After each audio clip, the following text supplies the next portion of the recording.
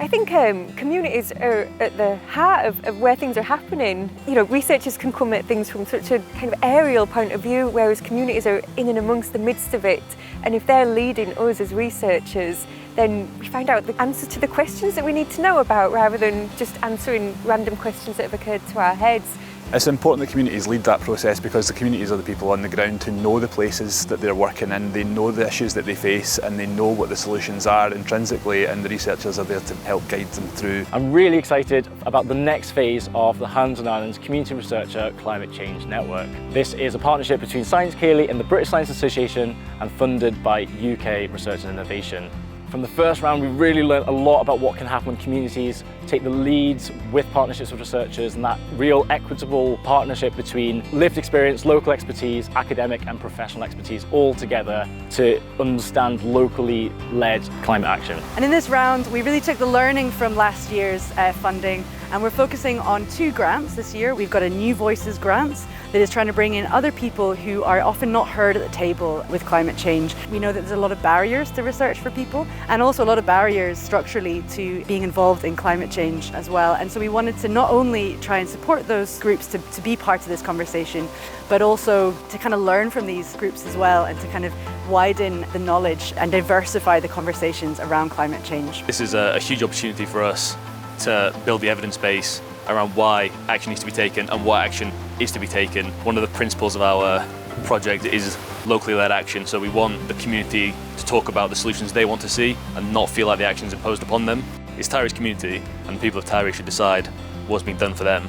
Black and brown people are rarely represented when it comes to climate change. Yeah, this is really important because it seems like the first time, especially in the Highlands, that this is actually, we're here, we're at the table, we're willing, we're wanting to share, much as it may be a little bit difficult or challenging, have these conversations, we're up for it and want to see where we go from there, so yeah. You risk preaching to the converted. You know, we need to be speaking to people who might not feel that they have a voice in terms of climate change debate, but who most definitely do. This is an issue that everybody faces and everybody has a part to play in.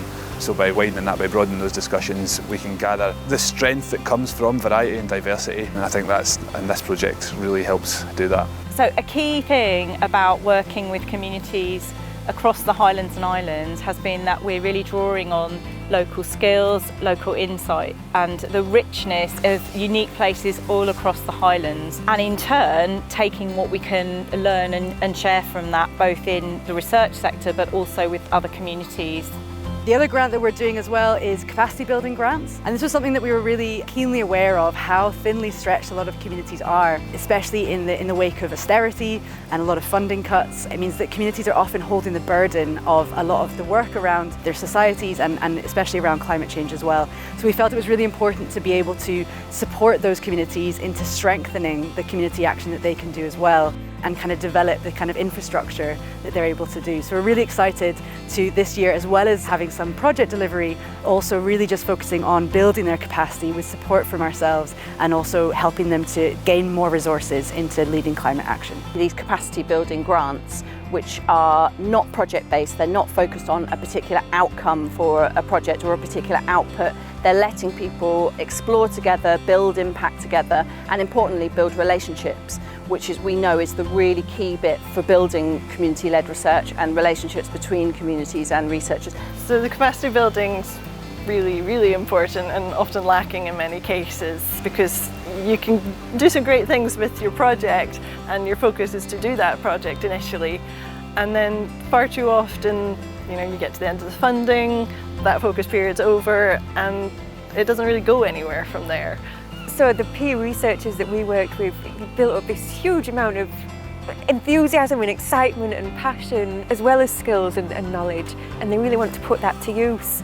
They might drop away before they get the next pot of funding, and that would be such a shame to lose all that magic that we've created. So having the capacity building an opportunity to make time to do more with it means that you can take what you've done and massively compound the results and feedback that you get from it. Certainly for us, we've done a whole other trial, so we've doubled the amount of research we've been able to do. We're sharing it with both the research community, the community locally. Now it's linked up to be almost a Scotland-wide collaboration, so it's just completely grown, and none of that would have happened if we just stopped at the end of that first trial. So it's never just going to be about this funding, it's going to be about the values, identity and our learners as people in Kirkwall living now, but also about the community that they leave for communities of the future.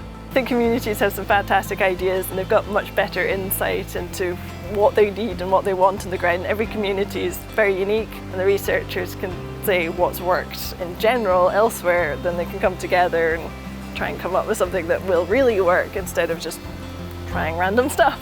Researchers then feel like the work they're doing has a huge impact, like a real life impact, and communities can also see how the research process is completely accessible. It's not a big, scary thing, it's actually a process that they can be part of and take control of and lead. You get better ideas, you get motivated, it makes better projects, it makes more exciting projects, and it has the capacity to develop a life of its own. The Highlands and Islands Community Climate Change Grants have been really important for UKRI in terms of trying out different ways of funding, but also bringing that learning back to the organisation. So thinking about how we can build these new ways of funding, particularly in this case community-led funding, into what we do across the organisation and how we actually fund research and innovation, but also sharing that learning more widely so that we're taking this learning back to the research and innovation wider sector and influencing there as well. So yeah, it's been really important. Who are the stakeholders we need to bring into this conversation? What are the resources that are needed in the longer term for organisations and researchers to continue to work together? And also, what are the systems around that they're sitting in that we actually have a role in making a difference? It's also really important for us that we do this project across the Highlands and Islands, capturing that knowledge and letting that be used to inform wider policy around climate change, wider policy around community funding across Scotland and of course across the UK and wider beyond as well. So if you're listening and you're equally passionate about community-led research informing climate action across Scotland, Highlands and Islands and beyond, get in touch and join in.